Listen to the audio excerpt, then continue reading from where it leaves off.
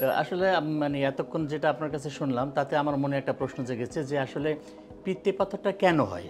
এটা কি আমাদের খাবারের কোনো প্রবলেম, খাবারের এমন কোনো জিনিস আছে যেটা খেলে পিত্তে পাথর হয়, কিংবা পিত্তথলিতে দীর্ঘদিন যদি পিত্তরসগুলো জমা থাকে তার কারণে হয়?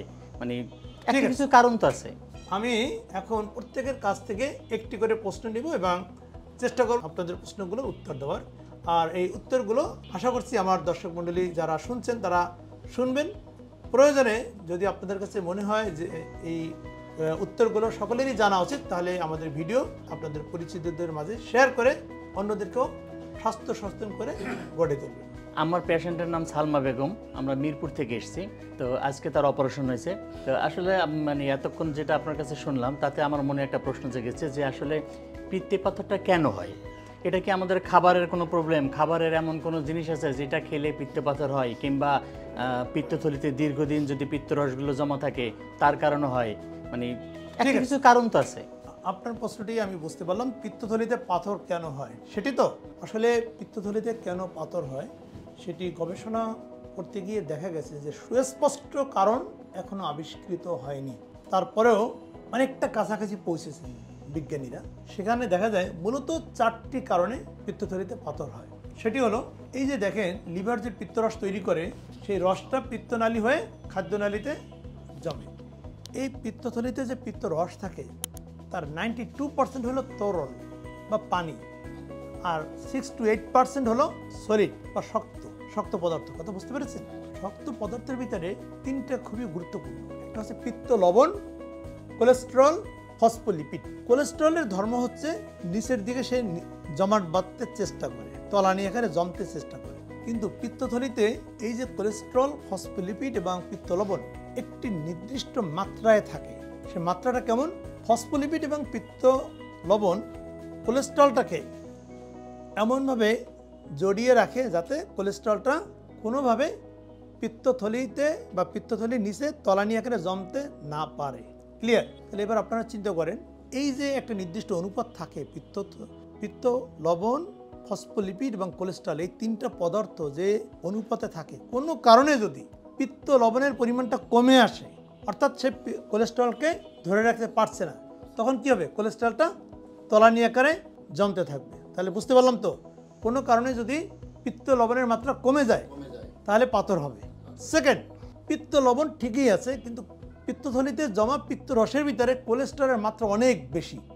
সেক্ষেত্রে পিত্তথলিতে পিত্ত লবণ সঠিক মাত্রায় থাকা সত্ত্বেও পিত্তথলিতে পাথর হবে। ক্লিয়ার? তৃতীয় যে বিষয়টি, পিত্তথলির ভিতরে থাকা রসের ভিতরে কোলেস্টেরল, ফসফোলিপিড, পিত্ত লবণ একই মাত্রায় আছে, কিন্তু এই রসটা তো একটি নির্দিষ্ট সময় পরপর স্কুইজ করে রসটা থলি থেকে নালীতে চলে যাবে। কিন্তু এই পিত্তথলিটা যদি কাজ না করে, অর্থাৎ পর্যাপ্ত পরিমাণে বা সঠিকভাবে সে যদি স্কুইজ করে সম্পূর্ণ রসটা বের করে না দিতে পারে, অনেক সময় ধরে থাকার কারণে কি হবে? তলানি আকারে জমতে থাকবে। যেমন আপনাদের বাড়িতে এখন তো আর নেই, আগের কালে যেটা ছিল যে মাটির কলস ছিল, দীর্ঘদিন ধরে যদি পানি রাখা হতো তাহলে সেই কলসের নিচে কি জমতো? বালি আকারে জমতো। ঠিক তেমনই ঘটনাটা।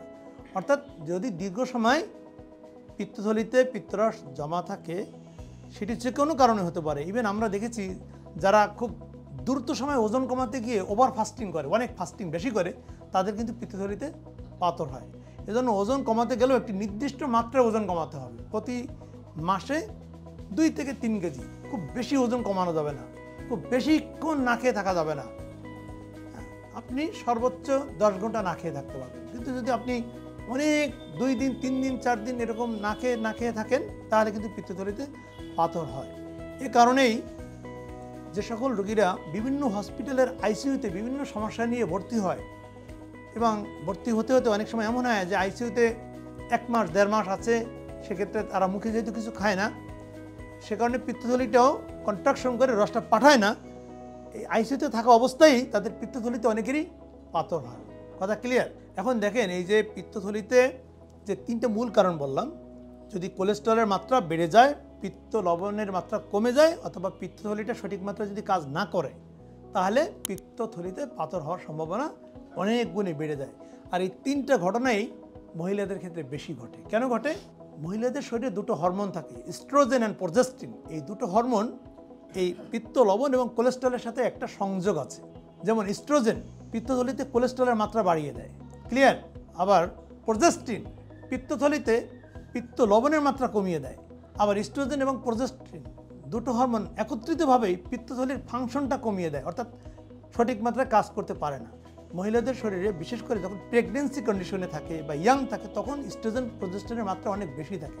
এই জন্য ইয়াং ফিমেল পেশেন্ট বিশেষ করে যখন মাতৃত্বকালীন সময় থাকেন তখন কিন্তু তাদের পিত্তথলিতে পাথর হওয়ার ঝুঁকি অনেক গুণে বেশি থাকে। কথা ক্লিয়ার?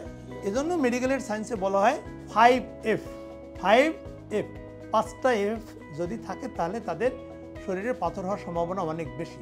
প্রথম F হলো ফিমেল, সেকেন্ড F হলো ফেয়ার স্কিন অর্থাৎ যাদের স্কিন ফর্সা, থার্ড F হলো ফার্টাইল মানে যখন তার বাচ্চা ধারণ করার ক্ষমতা আছে ওই সময় ইস্ট্রোজেন প্রজেস্ট্রনের মাত্রা বেশি থাকে।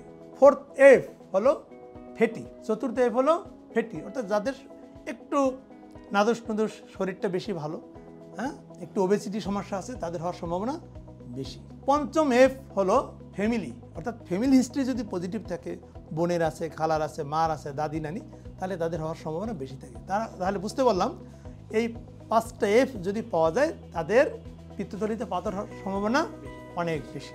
এই 5F না থাকলে কি হবে না? ডেফিনেটলি হবে কিন্তু তাদের ঝুঁকিটা অনেক কম।